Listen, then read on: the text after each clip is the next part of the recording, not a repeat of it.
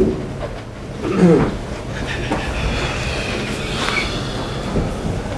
evening, everyone. Jacob, we'll start with you once everyone's ready. That's all right. Ultimately undone by a slow start. Absolutely.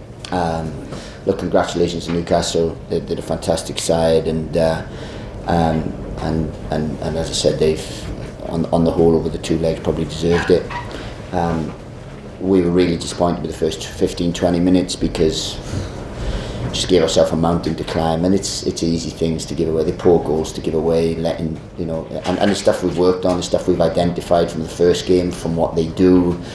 And to concede in those manners, really disappointing. The reaction was fantastic. We got a goal, and then I thought we were the better side from then on in. But to ask yourself to score 3 goals at St James's Park to take the game to extra time, for example, is a big ask, because these don't concede goals. And we created chances, created opportunities. We had enough of the game.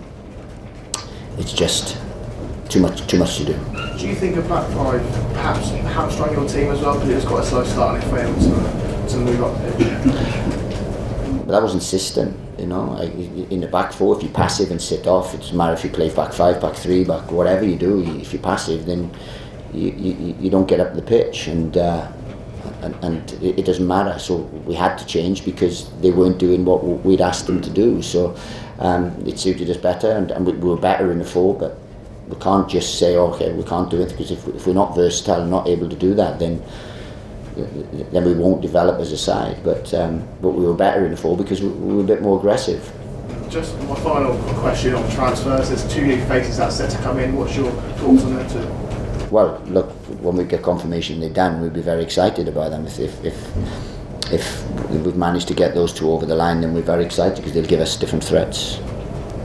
Alfie. Leading Nathan. I think on the balance you probably lost to a better, more quality team, but does it hurt more because you had opportunities in the tie and you probably could have won?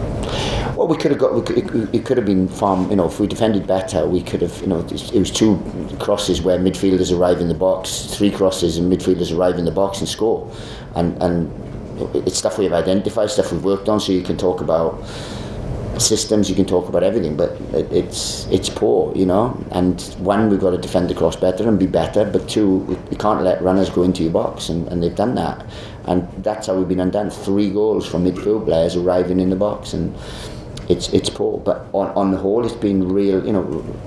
I think they've probably edged it in terms of everything, but we've shown we can take a quality side right to the wire in terms of stuff, so I'm very happy with that. There's a lot of positives to take from it, but 1, we have to defend a little bit better in moments, and then continue that and grow in these performances, because ultimately they'll stand us in good stead. You mentioned the goals coming from midfield and making it run into the box. I think it's something that you and your coaches did point out during the game once it happened. How frustrating is that then, that it doesn't get out to the point? Well, it's frustrating because look, you have a game plan and you have a thing, and in the first leg they did it, and we showed it because they had counter-attacks where Longstaff and Joe Linton and Willock had not great opportunities. Joe Linton had 1 great opportunity from arriving in the box from a counter-attack and then the opposite side. So you can only do so much, and you did that, and we identified that, and then he just drifts into the box. He's marked for the first goal, he's marked, and then he just lets him drift into the box. They can pass to a free man and they have a shot. It's suicidal defending. Second one just runs off the back. He runs harder than ours, and it's stuff that we've identified, and that can't happen at this level. If it happens, then you're going to get punished, and we got punished today for that. Lavia made a big impact. Absolutely. At time though. Could you explain the reason behind giving him sort of 85 minutes on a Saturday, but only using him from the bench today? Look, we felt that if we manage him well, then we'll get minutes out of him. If we just flog him, then he'll get injured and we don't have him at all. So we've had to, because before we came, he only played 6 games and then broke down and was out for a considerable amount of time. So we can be silly and go, okay, we'll play you all the time, and then we'll lose him. So, but when he's fit, he's a magnificent footballer, and we've seen that tonight, and we want him to play 90 minutes. We want him to play 90 minutes 38 times, plus cup games and everything. But you have to manage an 18, 19-year-old in this environment. You look at them, with Bruno, with Joe Linton, with Longstaff. These are seasoned professionals. Even Longstaff has played been out at Blackpool playing on loan. He's had lots of games, and that's what we've got to do. We've got Adozi's exactly the same. These are young players that need one, development, 2, nurturing, 3, looking after and everything. And if you do, then they'll have good longevity. So if you flog them now, they'll break down.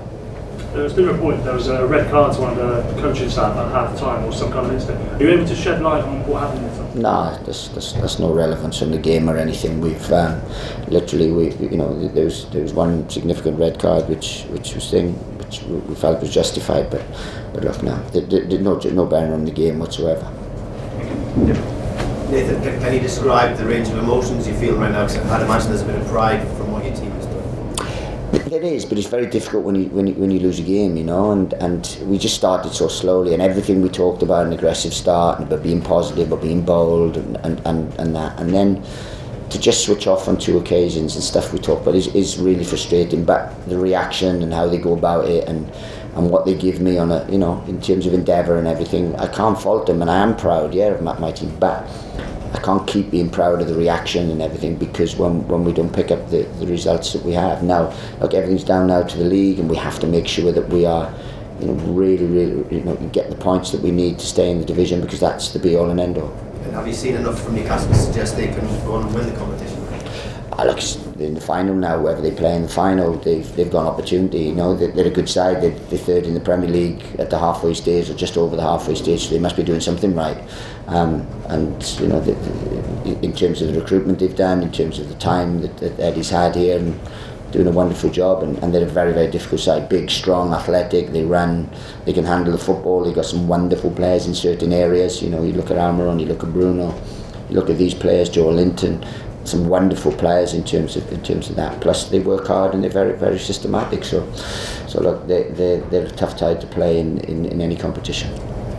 And Nathan, you spoke about the 3 goals obviously conceded in frustratingly similar fashion across the 2 legs. Obviously the Joe Linton chance as well in the first leg.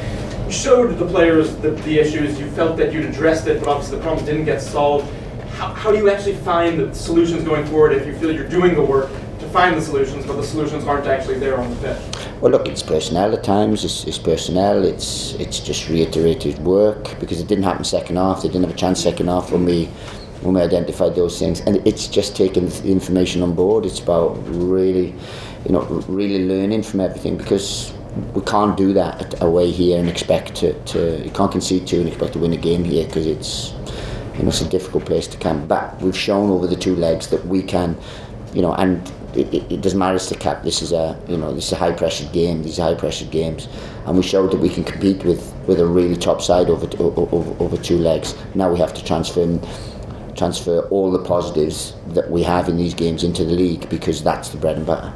Is it a concern at all, I guess, how the players handled that opening 20 minutes in front of obviously such a cauldron of an atmosphere? Because the Premier League, the final games are going to be so pressurised, and how they handle that pressure, does that concern you? No, it doesn't concern me, but we have to be better, because at certain points, what I mean. The other day we conceded against Blackpool from a counter attack. There was no real pressure for the atmosphere or anything. So we showed in the pressured atmospheres, or with minimal fans there, that look, 1, we can be very good, but 2, we also concede in certain elements. So we have to be better in the moments where we tested, and then be more fluid when we get opportunities.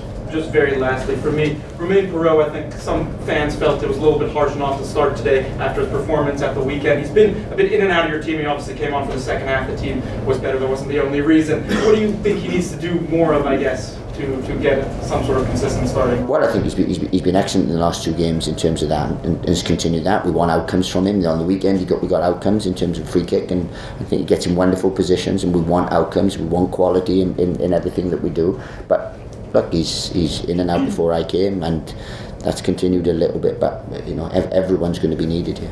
Okay, thank you very much, everyone. Thank you.